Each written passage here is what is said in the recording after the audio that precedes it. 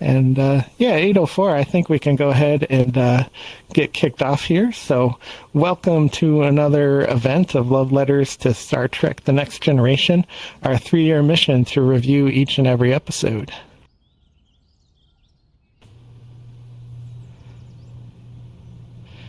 And welcome, Fogo. As always, I want to thank everybody for their presence here. This has been such an awesome thing to do for these couple of years now, something that I really look forward to every week. And I want to say that this has easily topped my most favorite watch through of The Next Generation of all time, because we've gotten to do it together.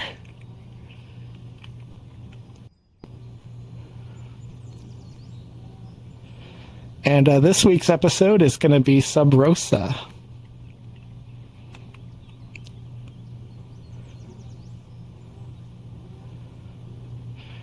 And the general synopsis of this episode is after Dr. Crusher's grandmother passes away at the ripe age of 100, Dr. Crusher returns to her grandmother's home and discovers that there's actually a family secret.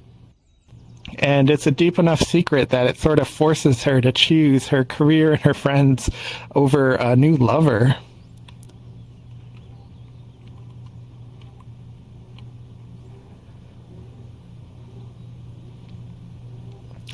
And I thought I'd start us out with a clip to kind of set the stage, because I think this is one of the major themes of the episode is when a friend goes through an experience or much more specifically in this case, a new relationship that you find completely changes them. And in this scene, I think it kind of captures that theme effectively. So a couple of things there. Jean-Luc is taken awfully by surprise there, where one of his, crewmates and his ship's doctor and his friend and somebody who's been kind of a romantic interest throughout the 7 seasons, just up and resigns and is beaming off the ship without even saying goodbye. So very, very strange behavior for the doctor, who prioritizes friendships and family. So it's kind of taken the captain and her friends and the crew quite off guard. And it just reminds me of those situations where if you ever have a friend that suddenly meets somebody and just after maybe like a few weeks of them seeing each other, like they quit their job or they like drop out of school or they move to like another state, and you sort of want to be like, whoa, like pump the brakes a bit here and get to know each other.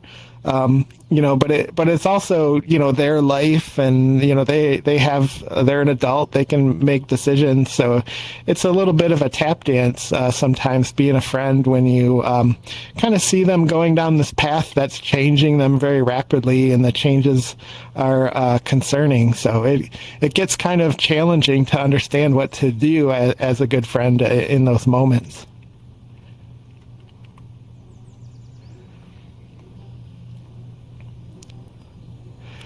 And a little bit of a production note on this particular episode: it was directed by Jonathan Frakes. So it seems like season 6 and season 7 are kind of noted for having the cast get behind the camera as well as in front of it. And I often find these are really good episodes because of the depth of knowledge that the characters, bring, having, read so many scripts and acted together. Always kind of another layer of dimension to the characters I find in these episodes. And this picture here too, I couldn't quite identify of Mr. Frakes here. I couldn't quite identify what episode. Or he's also directed movies too, so I didn't know exactly where that shot came from.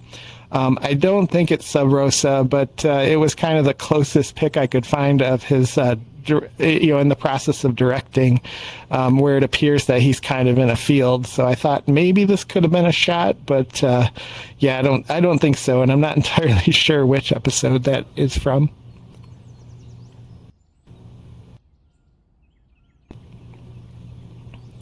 I thought it might be kind of fun too to examine the meaning of Sub Rosa, the title of this episode, and it's Latin.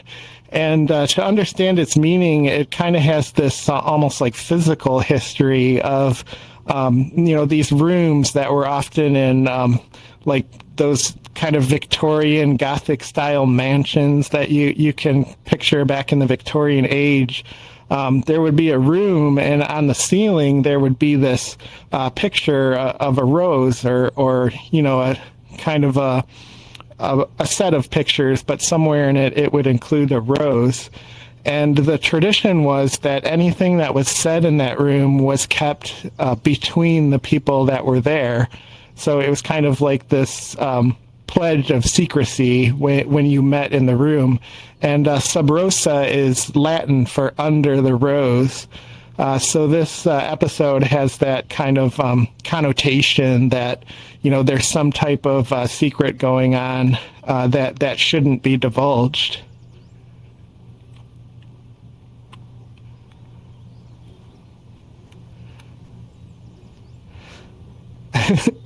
But ultimately, what this episode really is this kind of excuse to bring this gothic ghost story to the silver screen. And when I read the production notes, everybody kind of went full on camp with this, and they tried to bring like every type of gothic ghost romance novel trope they could think of into the episode. So, this there's always, a ghost or somebody that's kind of hidden from the public that nobody sees but the love interest. And oftentimes there's a candle or a lamp that kind of signifies like when they're allowed to come around. So if you can think of, plays like The Phantom of the Opera as an example of this kind of Beauty and the Beast, and, also this gothic kind of ghostly mystery type of episode that's set back in like Victorian times, is really kind of this almost stereotypical like romance novel that you could find like at the airport or something, where they have those rows of books, and you'll see like 20 romance novels, and the pictures will be some kind of ghoul or ghostly figure with kind of this damsel in distress trope. But, Star Trek kind of has a history of doing this as well, where we had the episode that was kind of like a Western that Patrick Stewart directed. He kind of got, permission to do this episode, and he was really excited about it because he always wanted to direct or be in a Western.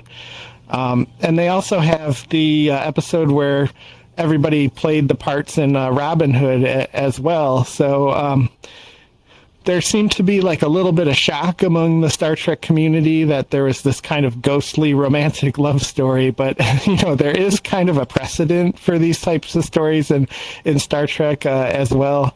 So I didn't really take too much surprise to it.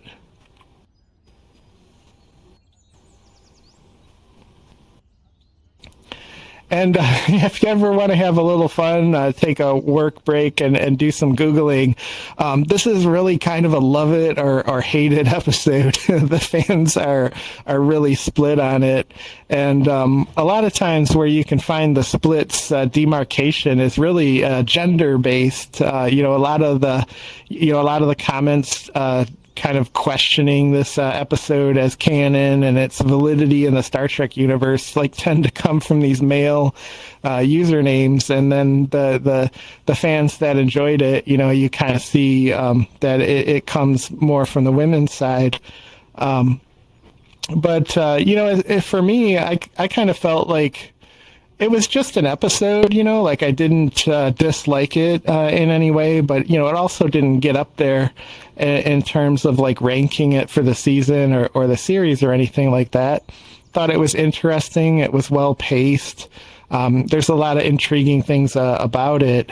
And, as far as it being rooted in Star Trek lore and canon, there's actually a TOS episode that's very much like this episode, where the character of Zephyrin Cochrane is discovered on an alien planet, And it's like hundreds of years since he had actually died, so there's really no explanation how he's alive. And they ultimately find out that this entity on the planet is kind of in this symbiosis with him and keeping him young. And they also have this love affair. So I thought that plot was kind of very similar to Sub Rosa. So, as far as where I stand on the does Sub Rosa belong in the series, I think 100% yes. There's a lot of precedent for these types of episodes, and they're also kind of fresh, like a fresh breath of fresh air.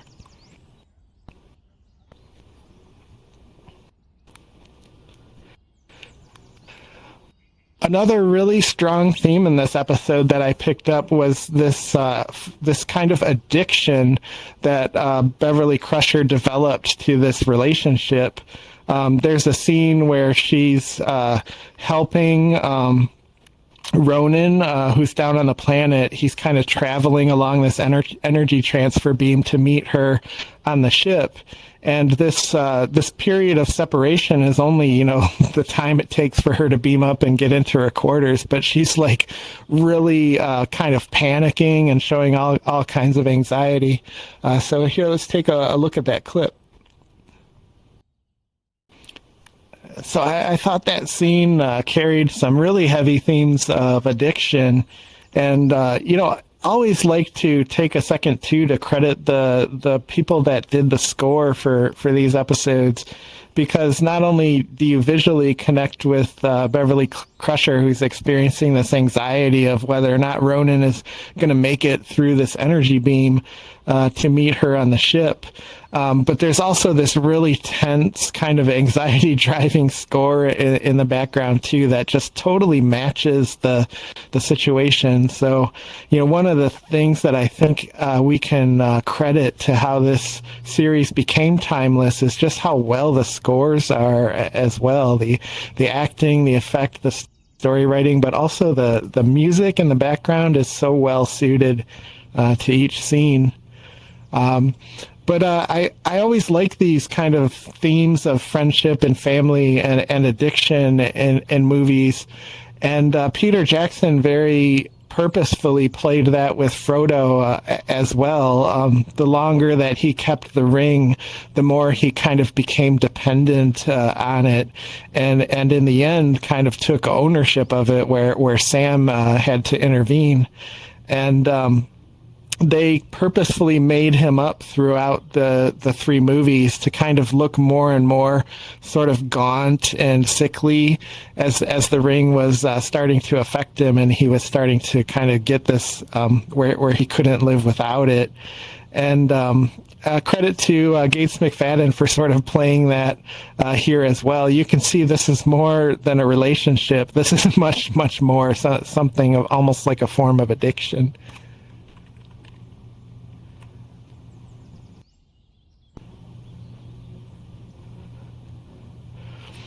And I really liked the themes of Scotland in this series. They're actually sets, but sets to kind of make to look like one of these old style Scottish villages up in the Highlands, which I thought they did a pretty good job for a set.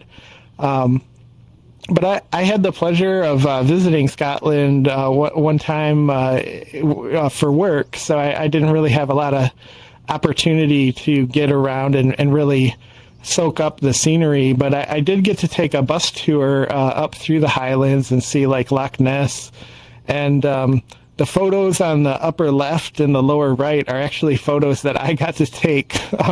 Scotland and Ireland also are kind of these places where no matter where you point the camera, it's like a postcard picture. Like they just have these beautiful landscapes, these rolling kind of hills with clouds that are always sort of, kind of blanketing and rolling over the lakes. And in the upper right there, Scotland has a season where there's this flower called heather that grows up in the higher altitudes of the hills. So all of these hills will get this really deep kind of reddish purple color where it almost looks like the hills are like rusty on the top.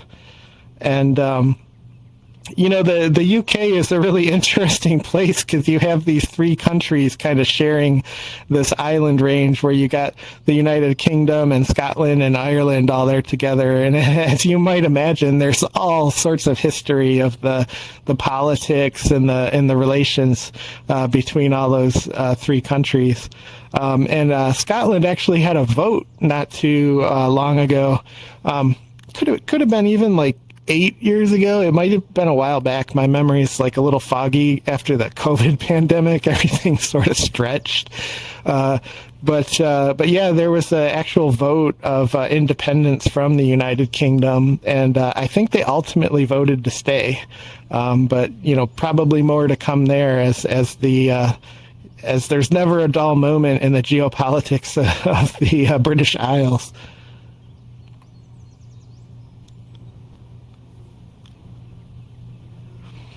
And one of the coolest things I remember about Scotland is it doesn't rain there. Well, I mean, I'm sure it does, but I was there for about a week, and every time it rained, it was just sort of like this mist. It didn't rain like it came down or even sprinkled. It was kind of like if you put one of those pump sprayers on like a misty setting and you sort of squirt it a few times. Like that's the kind of like rainfall it was. And, it would do that like, 20 or 25 times a day. This kind of mist would come through and just keep everything like sort of damp. And as a result, you had greenery just everywhere. Like even in the middle of the city, if you were walking by like a stone wall, there would be this moss or these kind of little clovers like growing between the bricks. And my goodness, if you went into a forest, there was just this layer of greenery. And just absolutely beautiful. So Scotland has this really special climate where plants, just are so healthy and vibrant.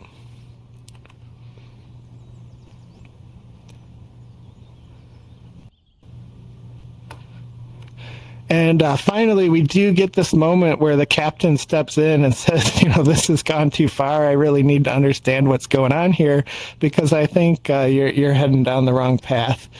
So let's take a look at that scene. Yeah, welcome, Nathan. Glad you could join us. Really good to see you there. So in this scene, we have Jean-Luc, kind of almost barges in on Beverly in her new home now. She's resigned from Starfleet and kind of enjoying some time with Ronan. And the captain just notices the door's unlocked and comes in. So he's really taken the path of, something is wrong here. My friend's in danger and I need to find out what's going on. And we almost get a little bit of the Measure of a Man Picard there, this almost kind of legal line of questioning. And, one of the things the captain is so good at in this series is he always sees like a couple of steps ahead. And one of the things that you'll hear lawyers often say is never ask a question that you don't know the answer to. So, the captain suspects that Ronan is some kind of imposter or some kind of smuggler that doesn't really have an identity. So he already knows that he's hiding something. So he keeps asking him these questions like, where do you live? Do you know the governor? Do you have neighbors? What ship did you come on? And, the captain knows that he can't answer these questions. So he's, asking these things in front of Beverly so that Beverly can also see, that he knows something's not right. And, again, this brings up this really kind of difficult angle of friendship is to when to know if a friend is kind of going in a direction that's really not good for them. And do you intervene? And, I've had various levels of experience with this, the most extreme of which was a person that I went to college with that kind of started spinning out in life and unfortunately got into a lot of really heavy drugs. And he would do things like load up on these drugs called like Klonopin and he would take, like it would be a prescription would be like one dose like every day or something, and he would take like five and then go for a drive and call you, and you'd be like, dude, like stop the car and like call like an ambulance or something. And he'd be like, no, I'm fine. And then like the next day you'd text him, are you okay? And he like wouldn't even remember talking to you. So we had an actual intervention where we like invited him and sort of surprised him with like this intervention type of meeting, and he responded terribly to it. Like he was so offended, and he ended up returning like back home to his family. And I think they forced him to go into a rehab. He often like kind of reached out and complained about it.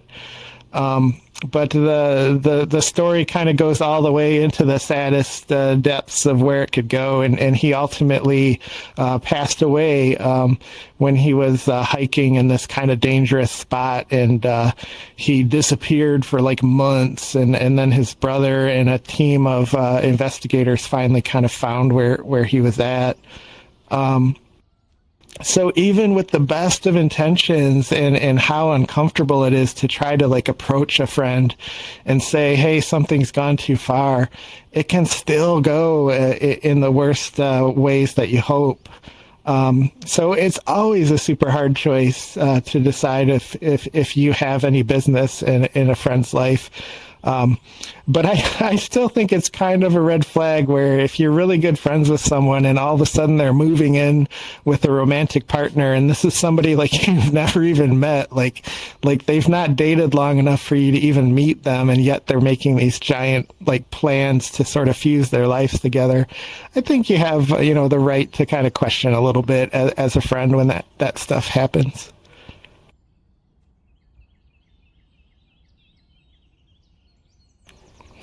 And just a tip of the hat, or the beret, so to speak, to Shay Duffin for playing the groundskeeper in the episode.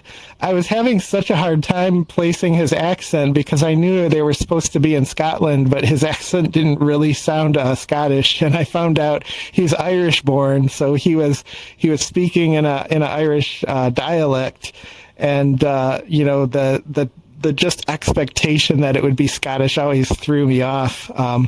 But when you research the islands, the UK, Scotland, and Ireland, there are so many different accents and dialects. Even in London, they have different accents. For example, Marina Sirtis, who plays Counselor Troy, has what they call a Cockney accent, which is like a central London area that has this special dialect that sounds different from, what you would think of when you hear a British accent. So I'm kind of glad that, this is one of the reasons I like doing this stuff, is it solves these little mysteries, like what accent he was actually acting with.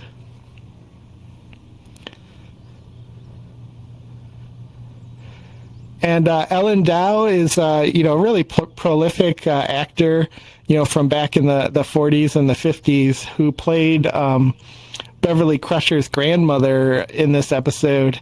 And she was about the age of 80 or so when she did the part of Beverly's grandmother. But she was playing a character that was 100 years old.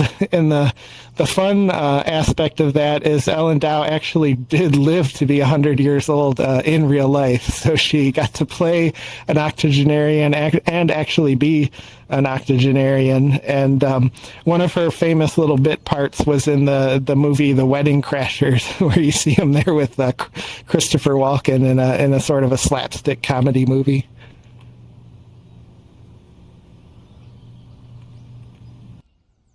And Q's judgment is too hot to handle.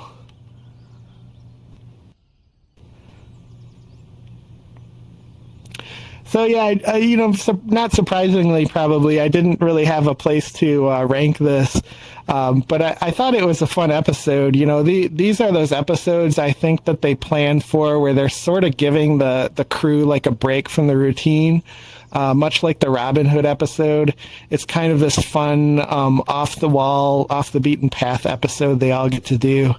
Jonathan Frakes is on record saying he loved directing this episode because it was so different. And I actually found mixed reports from Gates McFadden.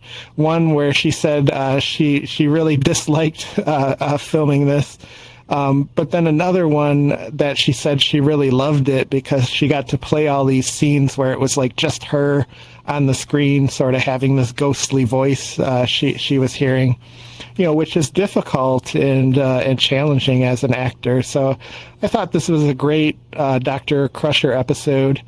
And she also got to really go into like the hairstyles and the makeup in this episode that I think she seems to enjoy. It was like the most cinematic Dr. Beverly Crusher, where she was really done up like a movie star. So I think she ultimately enjoyed when she looks back on doing this episode. And next week, Sunday, we'll be here for Lower Decks. I think one of the most powerful episodes in the series.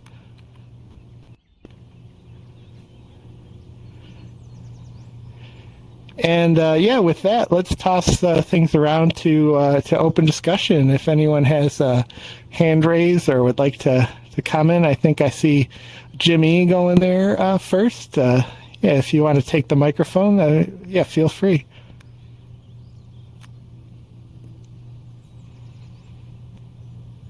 Sure. Okay. Had to unmute myself. So I really liked Dr. Crusher's eulogy at the funeral when she said that her mother was a healer and she would heal with tea and advice, and both could be equally bitter. I really loved that line. It reminds me of sort of like a mental chiropractor of sorts. And I'm so glad that you explained the title Sub Rosa. It reminds me of those other titles that kind of has a whole story on its own, where if you really look into the title, it's kind of like, oh yeah, it's one of those kind of titles. So when you were mentioning that Jonathan Frakes directed the episode and was talking about the other, Patrick Stewart directing the Western kind of brought to mind also that he starred in a movie called King of Texas, which was kind of a cowboy themed movie that paralleled King Lear. And it was really, really good. A lot of the emotions that Patrick Stewart can bring out, like, for example, There Are Four Lights, is evident in that movie. Really, really good stuff. And how he must have taken to Beverly finding someone just like right off the bat, like we've kind of been together for 7 seasons and we never really found our way into something that you just kind of fell into in a few hours' time on this planet, And I'm sure Patrick Stewart is a little more even-keeled, and but if it was somebody that I really, really liked and they had an instant attraction to someone and we just kind of been flirting around for a few years, I would kind of have to take a little notice. And I think along the same lines of when Dr. Crusher said that jealousy doesn't become him, I really don't think that she was hitting the nail on the head how Picard really, really felt about the situation. But I think that would have fell in line with me. Thank you for letting me share. Oh, for sure. And in respect to your comment on Jonathan Frakes too, I think he's kind of universally acclaimed for being a very good director and a fun director to work with. I've seen video of him at like the Comic Cons and the Star Trek conventions, and he's always this kind of ringleader type figure where he's like got a group of people like surrounding him, and he's sort of enjoying it. So I think he just has like the Commander Riker that we start seeing in season 3 and on into season 7 kind of is Jonathan Frakes. Like I think he's just really playing himself in this role. The bearded Riker. It's the beard. Absolutely, exactly. And let's see. We got Lalang up on the board too for some commentary. Looking forward to your thoughts. So this one I felt like it really visually displayed like a toxic relationship, especially like when he turns into this like green like substance that goes in and goes around the planet, and it's been following her family for, was it centuries? And also how like what was that word? Like, yeah, it was a drug, so she was real addicted to it. But when that scene that when Picard comes in, it kind of shows like how strong their relationship is to the point where she kind of snaps out of it. And, like it's that intervention that you talk about when you're confronting someone who has like an addiction. But like to hear from a loved one, and then like snaps out of that thing and goes like, no, you leave me alone. I can't leave him like this. So it shows like how deep their relationship is between Beverly and Picard. Also, what was that? The feel of it, and it was kind of like it reminded me of Dark Shadows. I don't remember that show. So it was like overly like dramatic, and then like just the feel of it too. So yeah, it does go with that gothic romance. So yeah, that's what I felt throughout the whole thing, was like it, and it just felt like Beverly Crusher. I was like, it seems familiar, but I can't put my finger on it until like we were talking about it. And I was like, yeah, this is like Dark Shadows, and this is like how women feel, is that that being in love and being entranced, and that whatever that person you felt this way towards was like, no one can really tell you that you can't be together or whatever, but like afterwards, like you experience like how it affects everyone else. And just to snap back to reality is that, yeah, you may feel this way, but what happens to everybody else around you? So it was just like infatuation, that addiction that you're looking for.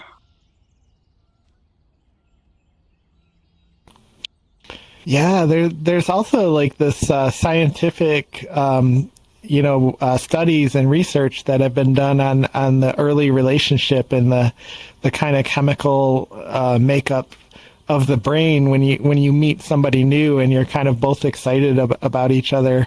It elevates like all of the chemicals that sort of make us feel good, like dopamines and serotonin. And if you ever watch somebody that's like really just into somebody and it's a new relationship and it's mutual, they almost look drunk or like on drugs.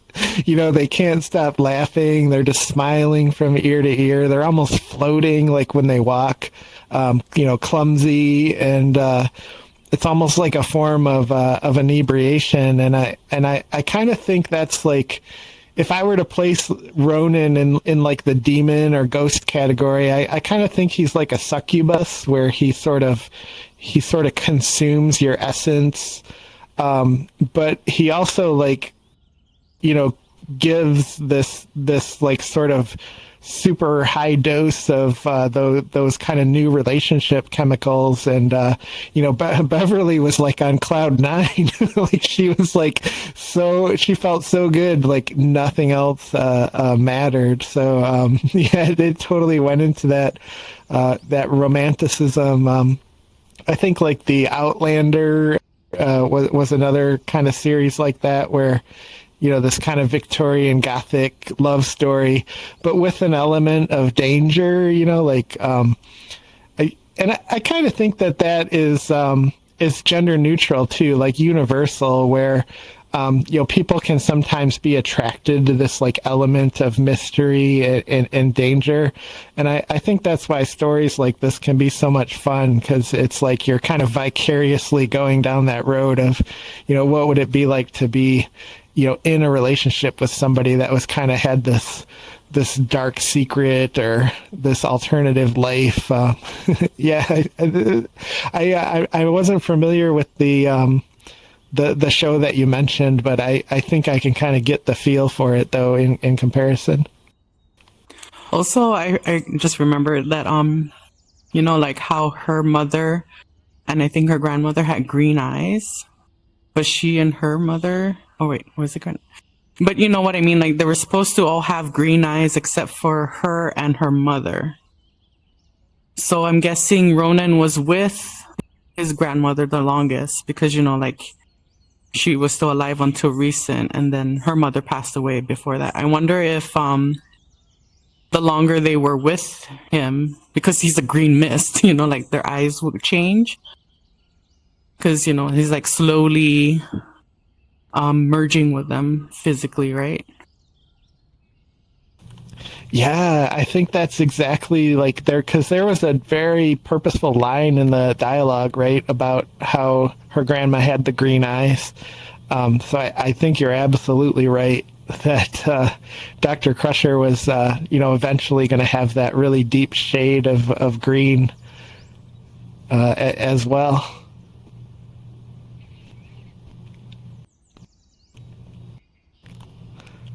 Well, thank you for those insights. I really enjoyed hearing your thoughts. And let's see, we got Rick rolled up on the board next. I can see your nameplate, but there you are. Yeah, I can see you now. I love that Stitch outfit. It's so much fun. This episode will always go down in infamy for me because it'll always be ghost orgasm. That's what I'm always going to call it. I just can't get over it. That part where she's like lighting the candle and her like his essence goes into her, and we're like, oh boy, they turned it up a notch in this episode with the sexual innuendos here. And it was fun. I was reading about this episode. I came in a little bit late today, but I love the old lady, the grandmother. She is this like really well-renowned actor, and she's been in a lot of good comedies. Like, I don't know if you remember her from The Wedding Singer. She sang The Rapper's Delight, and I was like reading up about her bio, and she actually sang that like completely. She had a hip hop, the hippie, hip stop, you don't stop. She sang that whole thing, and like she was really good at that. And then of course, I do like Jonathan Frakes as a director. I think he was well liked also by a lot of the Star Trek productions because he shot very efficiently. Like I don't know, you probably know this, obviously. His nickname is One Take Frakes, right? So, he'll get through stuff very quickly, doesn't do a lot of reshoots, and is able to not be one of those directors who needs to do it 10 times over. So I just remember that. And then I started watching his career, and of course then he popped up in the Orville, and obviously more episodes of Star Trek, and even like Star Trek Discovery. And for me, this whole season and this type of episode is what I actually love about TNG, which I haven't seen. Obviously, what I'm going to talk about, what I'm going to mention as bringing all these shows together, happens in DS9. It happens in Voyager and Enterprise's bottle episodes, where the entire story is within the episode. and there's nothing else. There's nothing bridging other than like, really generalizations and of character development. Obviously, the relationships and not the jealousy, but a little bit of it between Picard and Crusher. But I love. This is where I love Star Trek the best, when they're able to go on one particular episode, and that's what I hated about Discovery, is it was one story and over an entire 10 episode arc. I hated that, and I love this because I felt like I was looking at all the episodes this season, and one of my favorite episodes is coming up soon, which everybody they're divisive. Either people love it or hate it. Masks is coming up soon. I'm really into archaeology, and I really love that episode. It's one of my favorite of this season, and a lot of people hate that episode. I love it because I thought it was so unique, and it was also calling back to kind of Picard and his archaeology. So again, what this episode does, and one of these episodes, is give everybody some time to shine, and give everybody, as the series is beginning to wrap, an episode for them to have a kind of a send off. And yeah, it was a bit of a weird episode, but I still like it that Crusher got an episode, because I've liked Crusher episodes for the most part. So that's all I wanted to say. Yeah, Gates has a wonderful delivery when she's got like a mystery to solve. I'm thinking back to that episode when she was trapped in this like experiment that Wesley had made, and like her friends were like disappearing one by one. But what are you talking about? It was strange. We were always just me and Picard. We were roving around the galaxy. We didn't need anybody else. I love that. Yeah.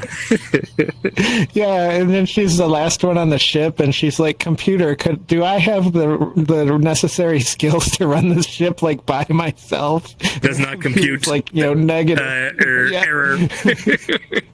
Yeah, so I really like that analytical delivery of like, to me, she's on the same level as Data when Data's like on the case of some kind of mystery. Like Gates McFadden also has that cadence of like finding one clue after the other, and I do enjoy her episodes as well.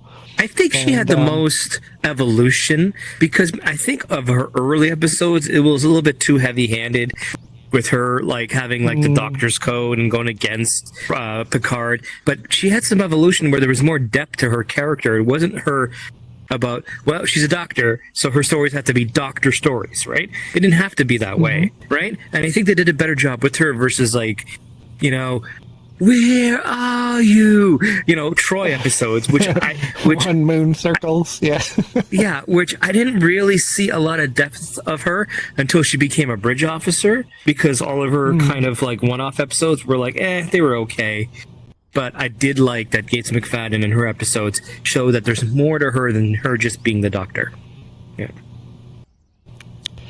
Yeah, for sure. And I do have to admit, too, that if you rolled back about 20 years or so, I would have been like staunchly on the other side, and I'd be like, oh, this episode wasn't really a Star Trek episode. It doesn't belong in the series. I would have been that guy.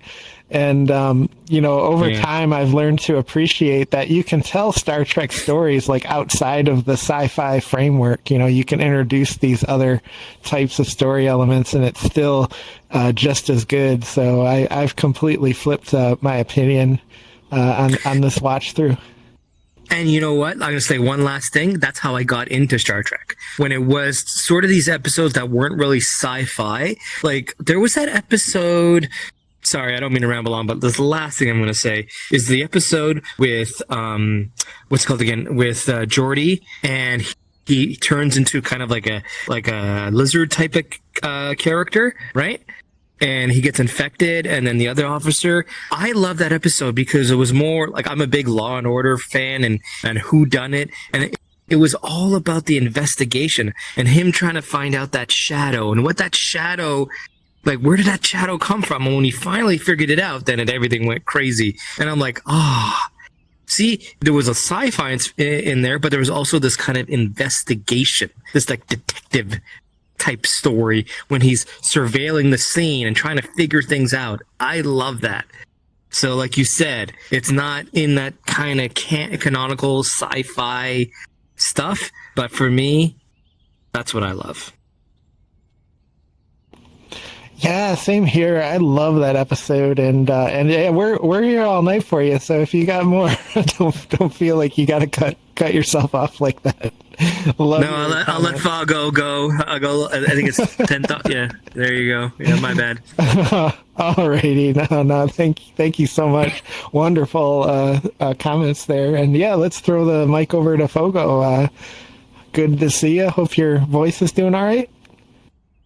Oh yeah, I'm a lot better now. First and foremost, I gotta get this out of the way. I have no recollection of an episode where pressured Wesley does an experiment where his mom's the only person, everybody's disappearing. What season is this? I honestly have no recollection of that at all. I think you guys it's know season vaguely? 3. I want to say 3. What do you So think? it's before Anyone she else goes have off the ship, right? Is it season 2 or 3 that she disappears? Because I did stop watching it. Season 2 she Stand that disappears. Woman. I think it was a little bit Yeah. later than that. Dr. Pulaski. Yeah. Yep. Yeah, I remember at the time not liking her at all. Remember, I came in when you were well beyond that. I think we figured out I came in at like 4th or 5th season with you. So I would love that. That would be like to find a little gem, like one that I haven't seen, which is possible, wow. but I honestly have no recollection of what you guys are talking about. So I'll definitely look for that. Which is kind of exciting right there and kind of distracted me. So let's see. One thing okay, first of all, I just lately every time we do an episode, I'll just kind of vaguely look on YouTube. And usually on particular episodes, I can only find maybe 1 or 2 video. This one has a ton. People love to hate this. Tons of people claim that this is the worst episode of Star Trek ever. I can't remember the woman's name, but there is a woman that hates on this like you wouldn't believe. Explaining how sexist it is, that clearly Jonathan Frakes is the one that did it. I need to go back and rewatch the whole thing. But anyways, if you're curious, on YouTube, people love to hate this episode. There's got to be over a dozen different videos, like hour-long videos of people hating on this particular episode. But one thing that I did kind of just touch on a little bit in one of these videos is the plot holes in this. And something you didn't bring up, which I'm a little surprised about. How did this work? I mean, if it is a line of the Howard women, that means they had to have had a relationship with a man to produce a baby.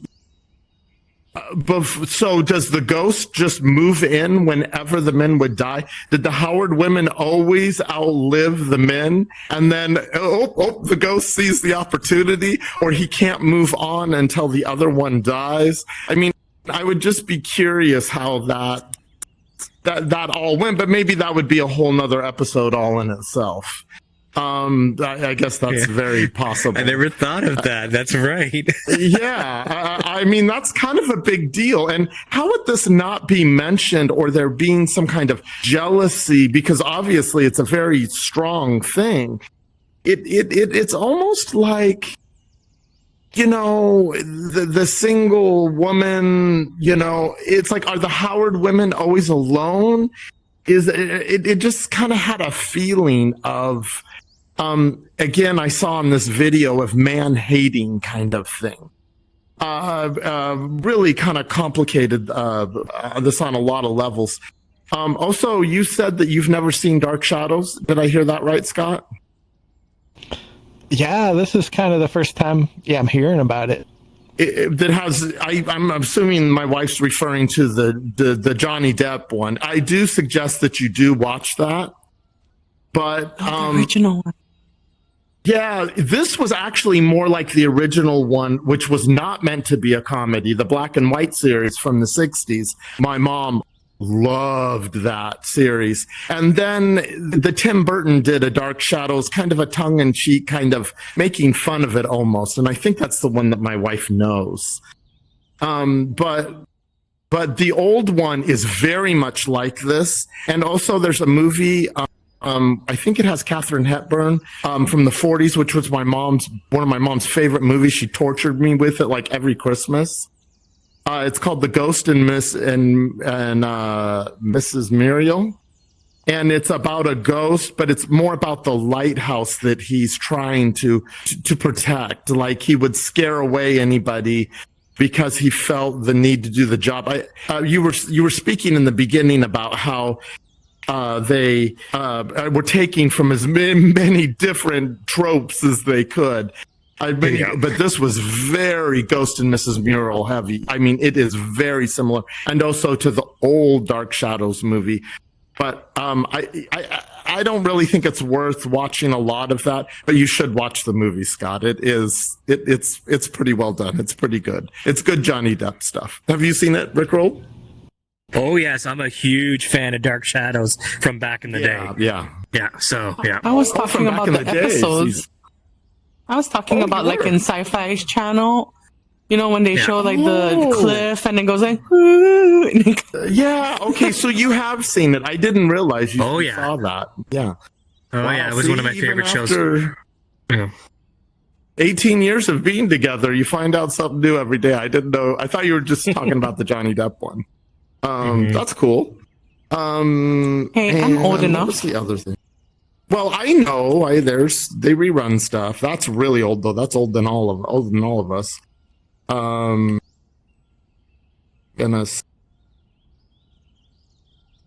Oh, and the ending. I really liked the ending, and I remember watching this way back when, and this was like a throwaway one. I felt it was a filler. I didn't like it, but this time around, I did.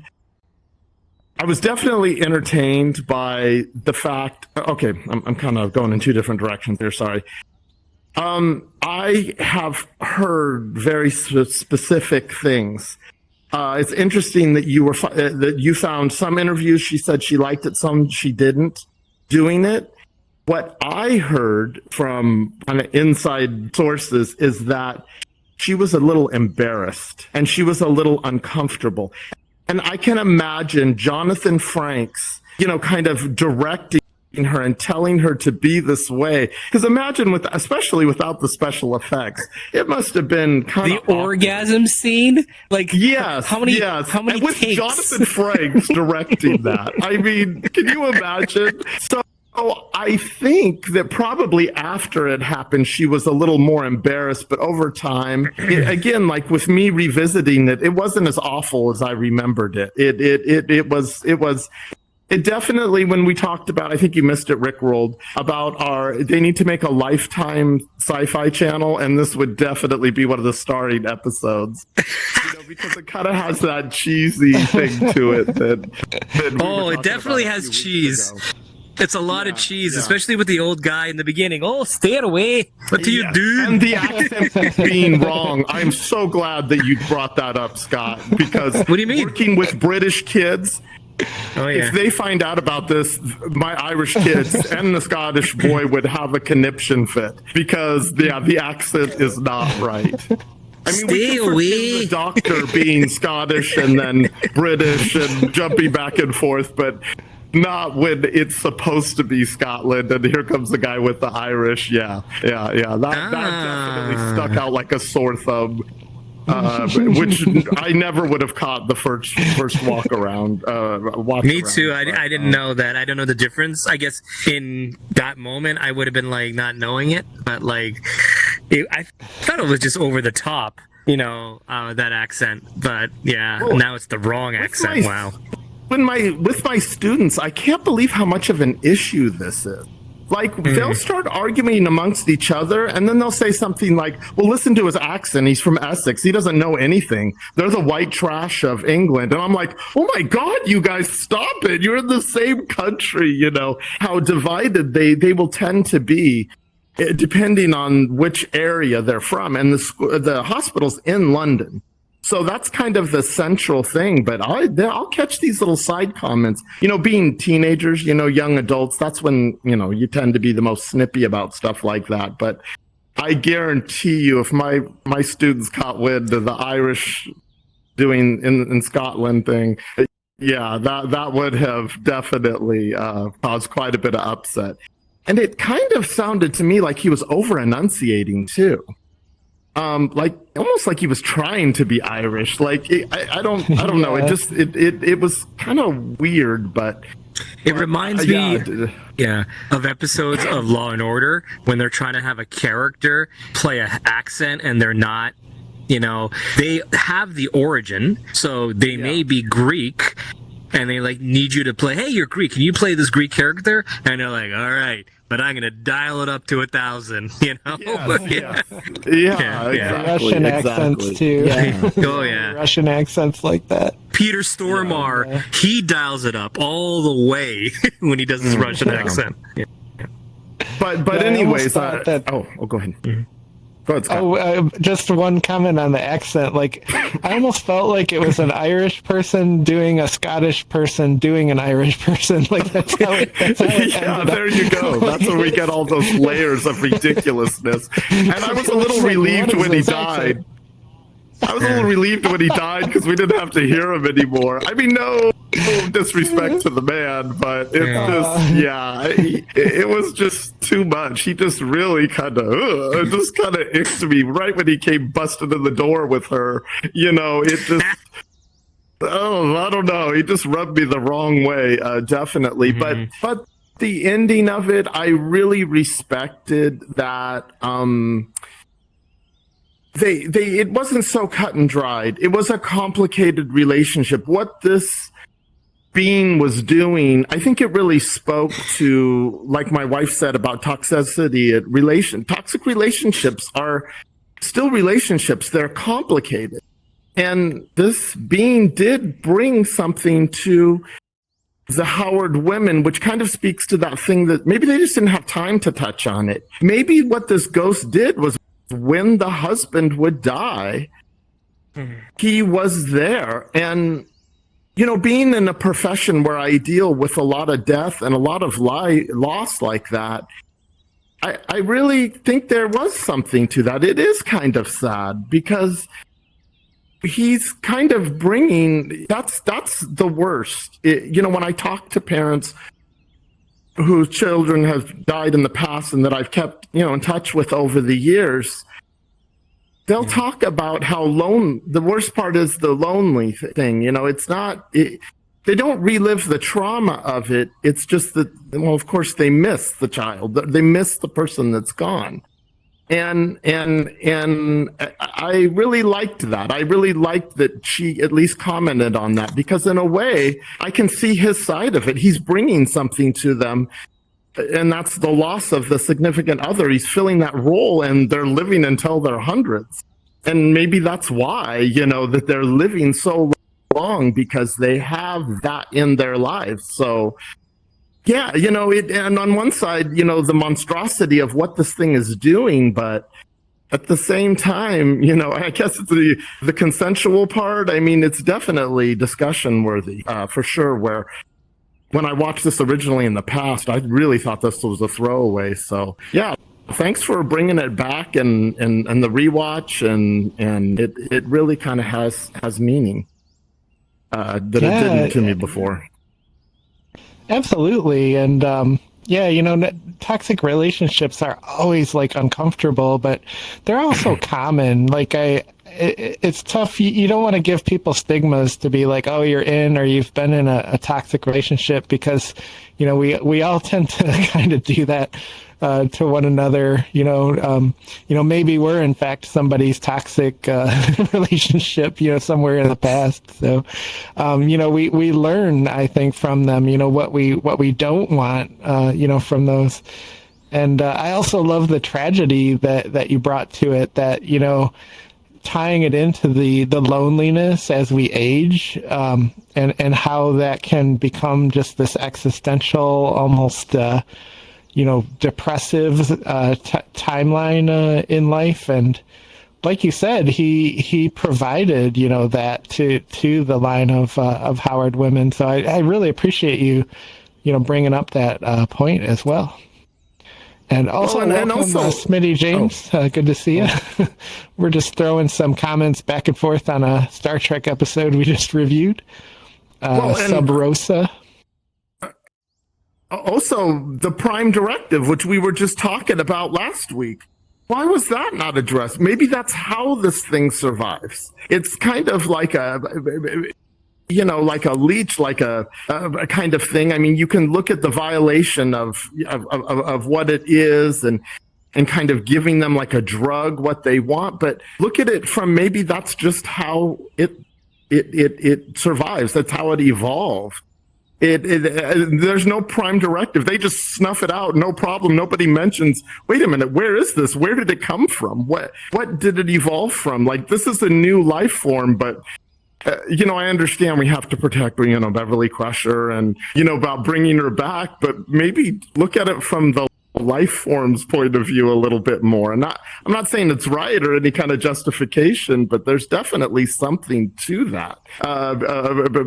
When you're talking about, especially the Prime Directive, and no, nothing. Nobody, our respected Captain Picard, we're all behind him, snapping Beverly out of this, but yeah, no investigation, no, nothing about this little entity. So yeah, I'm a little disappointed in the writers about that, as responsible as they were at the end of the episode, kind of touching on that a little bit. Where was the Prime Directive in all this? Yeah, that's a really good point. New life and new civilizations, the prime, objective of the Star Trek mission. And I still can't stop thinking about your comment about like this. I really do think that we're in a worldwide pandemic of loneliness, especially for the aging population, and it's really my hope that artificial intelligence can ultimately kind of bring a layer of companionship to old age. Because we think of relationships, obviously we're thinking person to person, but this was kind of like a symbiosis, where two separate species like sort of benefited from being in proximity to one another. So I almost think they might have wanted to call this episode Symbiosis, but it had already been taken. I think in season 2 there was an episode called Symbiosis, but I love that angle that even though the episode presented it as kind of a form of harm, it was like companionship and health and long life. Like it's not like 100% negative. And I think where it went wrong is Beverly was more in like the middle of her life. She was still very deep into her career, and I think his match was more, like you said, somebody that was later in life that didn't have a partner. So those are really interesting aspects I had not thought about at all. Yeah, but that's where the violation is, and see, that's the problem. Is it maybe just for the last what was it, 800 years? Maybe for the last 800 years, it just always worked out that the entity had that. But since Grandma was dead, and I don't know where, and Mom died, which might not have happened in that amount of time.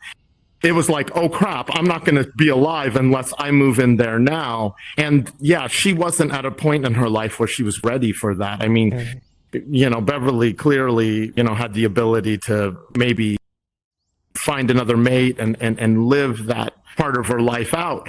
But then it starts to become a survival issue, because I think they did make a point of it to say that it had to do with the chemistry that she connected. This entity had to stay on this line. It couldn't jump to somebody else because of the genetic makeup or something. I can't remember. But they, you know what I mean? Like, they just barely touched on it, to where I felt like somebody like me was in there kind of fighting for this, but just lost out to time. Because, it's only a 1 hour episode. We can only get into so many levels of it. But it really, really caught my attention this time. Yeah.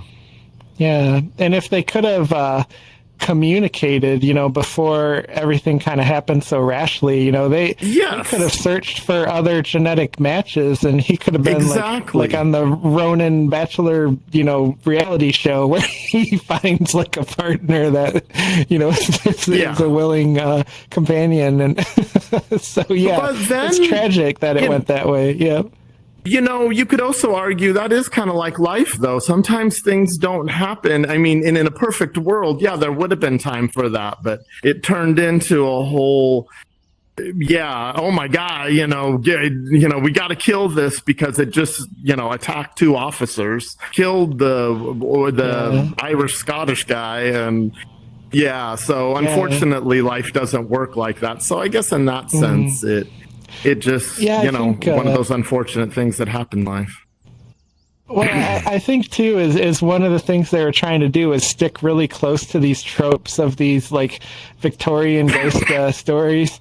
And I think if I know those stories well enough, that the monster or the demon or whoever's the love interest, like, always kind of ends up dying in a tragic way. So maybe they were trying to fit like the stereotypical storyline too, without really noticing that they were going to violate the Prime Directive doing it. Hardcore, big time. Because the crystalline entity, as an example, they tripped over each other to try to make sure they didn't harm it, and even though it had really mass killed how many people? Like entire made a genocide. Planets. I mean, You bring up a good plot hole point there for sure. But I'm probably going to go back and watch some of those videos. I don't know, Star Trek fans, the hating, it just always is amusing to me. Sure. Yeah, hate watch reviews are kind of fun in and of themselves too sometimes. Well, great. Yeah, we got some perfectly wonderful conversation out of this episode, as we always seem to do. And before we kind of close out the official event, I know we got Mason here too. You're always welcome for a comment, even though we're not putting you on the spot. But as you do, even the though going Tim's once, doctor going kind of twice. Dominates everything, poor Mason doesn't even get a chance to speak. That's what happens when he gets his voice back. Yep. It totally went away completely, and oh my gosh, I had so many upset people, like genuinely upset. But actually, my wife just said, Mason, I just totally dominated again. Yeah, what do you? That's okay. What say you?